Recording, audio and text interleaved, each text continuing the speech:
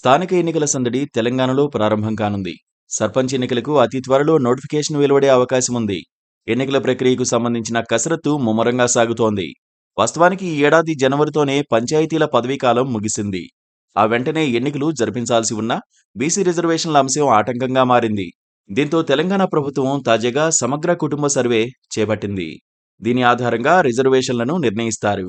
స్థానిక సంస్థల ఎన్నికల నిర్వహణపై తెలంగాణ ప్రభుత్వం దృష్టి పెట్టింది.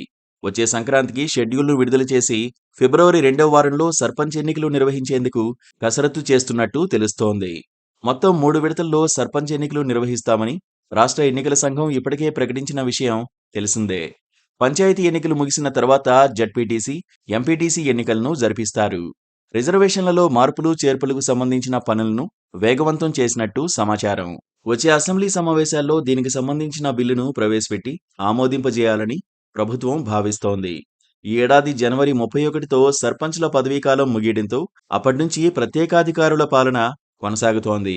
ఈ నేపథ్యంలో తక్షణమే ఎన్నికలు నిర్వహించాలని పలు వర్గాల నుంచి డిమాండ్ వస్తున్నప్పటికీ సుప్రీంకోర్టు ఆదేశాలకు అనుగుణంగా రిజర్వేషన్లను పూర్తి చేసి స్థానిక ఎన్నికలకు ప్రభుత్వం కార్యాచరణ చేపట్టింది. స్థానిక ఎన్నికల్లో బీసీ రిజర్వేషన్ల కోసం రాష్ట్ర ప్రభుత్వం డెడికేటెడ్ కమిషన్ను ఏర్పాటు చేసింది. ఇందులో భాగంగానే సమగ్ర కులగణన చేపట్టారు. ఈ ప్రక్రియను త్వరలోనే పూర్తి చేసి డిసెంబర్ 10 నాటికి కమిషన్ నివేదిక అందజేయనున్నట్లు సమాచారం.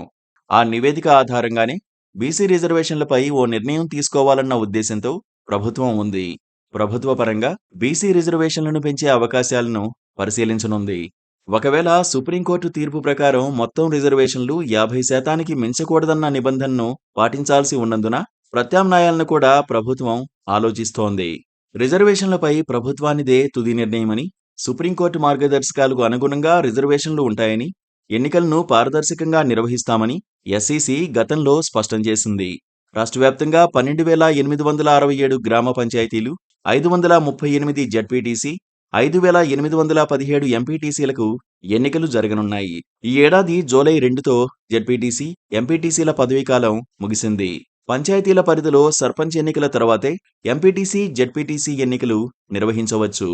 కొన్ని కొత్త మండలాల్లో 3 ఎంపీటీసీలతోనే ఎంపీపీ ఏర్పాటు చేయాల్సొస్తోంది. నిబంధనల ప్రకారం కనీసం 5 సభ్యులతో ఎంపీపీ ఉండేలా ఆయా మండలాల్లో ఎంపీటీసీల సంఖ్య పెంచాల్సి ఉంది. దీనిపై అసెంబ్లీలో చర్చించి ఒక చట్టం తెచ్చే విధంగా ప్రభుత్వం కసరత్తు చేస్తోంది.